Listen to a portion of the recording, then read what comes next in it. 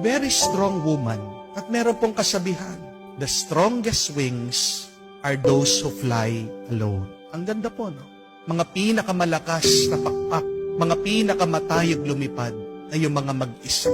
When you are alone, God knows that you can do it. Bakit pinapabayaan ka ng Diyos sa mag-isa? Kasi alam niya kaya mo. Kasi alam niya malakas ka. Kasi alam niya ikaw lang sa iyong kakayahan magtatagumpay ka. Huwag kang mag-alala.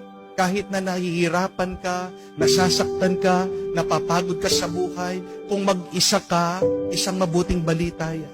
Hindi ka papabayaan na mag-isa ng Diyos kung hindi naniniwala ang Diyos sa iyong kakayahan. Remember this, our pains teach us to be stronger. Our tears teach us to be braver. And our broken hearts teach us to be wiser.